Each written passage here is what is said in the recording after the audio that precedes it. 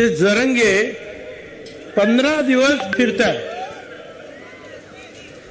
सकाळपासून त्यांच्या मीटिंग, आपली मीटिंग रात्री 10 वाजता बंद होईल, त्यांची रात्री 12ला, रात्री 1ला, रात्री 2ला.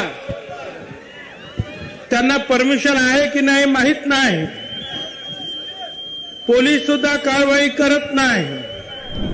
ते म्हणेल तो कायदा, कायदा फक्त तुम्हाला आणि आम्हाला.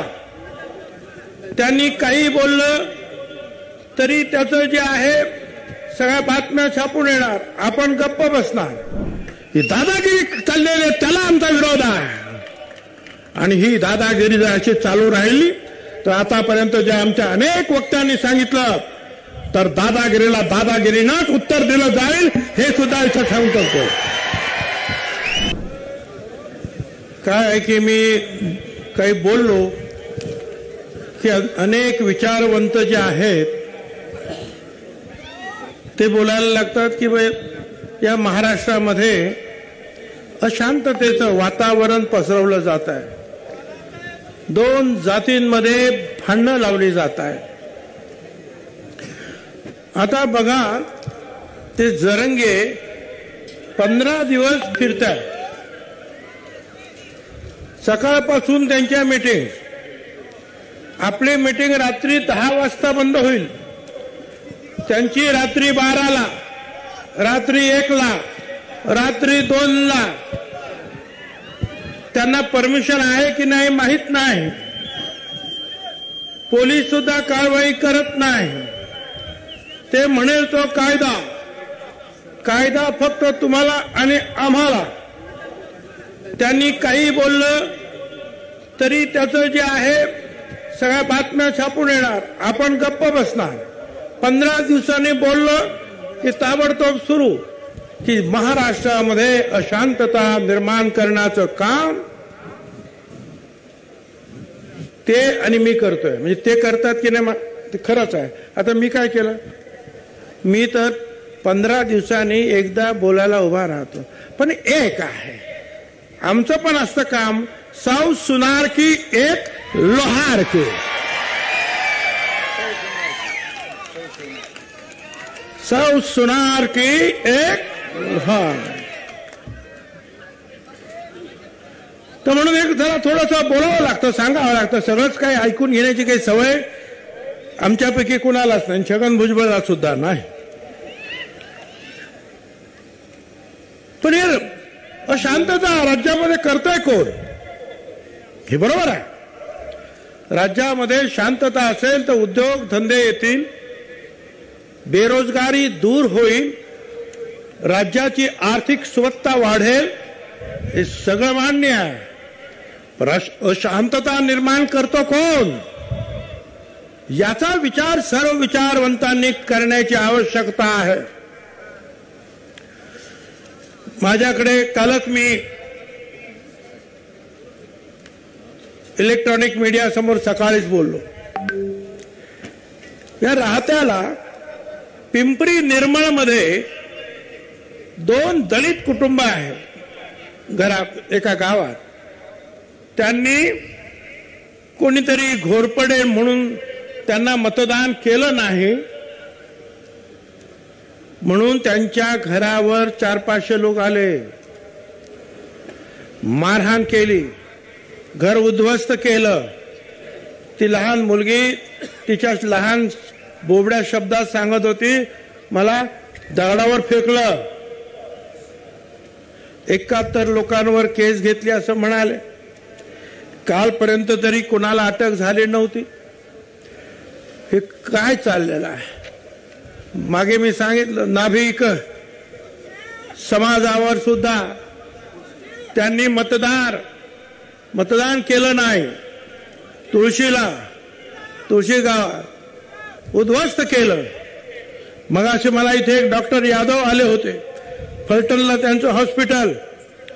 त्यांचं हॉस्पिटलची तोडमोड केली, पेशंट लोकांना पळवून लावलं, त्यांच्याकडून माफीनामा लिहून घेण्यात आला. हे काय चाललेलं आहे? या राज्यामध्ये कायदा सुव्यवस्था आहे की नाही? आणि कायदा सुव्यवस्था सांभाळण्याची जबाबदारी कोणाची? मी मागेच सांगितलं होतं, ते जरंगे जिथे उपोषणाला बसल्याने लाठी हल्ला झाला त्याच्या अगोदर पोलीस त्यांना हॉस्पिटलमध्ये न्यायला आले. ते म्हणाले मी आराम करतो, नंतर या, सकाळी या. सकाळी पोलीस आले, महिलांना पण घेऊन आले, कारण तिथे महिला पण बसलेल्या होत्या उपोषणाला. त्यांना फक्त म्हणाले की चला चला म्हटल्या बरोबर त्या रात्रीमध्ये जेवढे दगड धोंडे होते गच्चीवर त्याचा मारा त्या पोलिसांवर केला. पोलीस जखमी झाले, हॉस्पिटलमध्ये गेले. कित्येक महिला पोलिसांच्या अंगावर हात टाकण्यात आला आणि त्याच्यानंतर मग मात्र जे आहे जे पोलीस होते त्यांनी मग बचावासाठी लाठी हल्ला केला. हे मी 2 महिने बोलतो आहे, कोणी बोलायला तयार नाही. पण काल विधानसभेमध्ये उपमुख्यमंत्री आणि होम मिनिस्टर देवेंद्र फडणवीस यांनी लेखी उत्तर दिलं. काय उत्तरात दिलं त्यांनी? की जमाव हिंसक झाला आणि 1-2 नाही 79 पोलीस अधिकारी आणि अंमलदार जखमी झालेले आहे.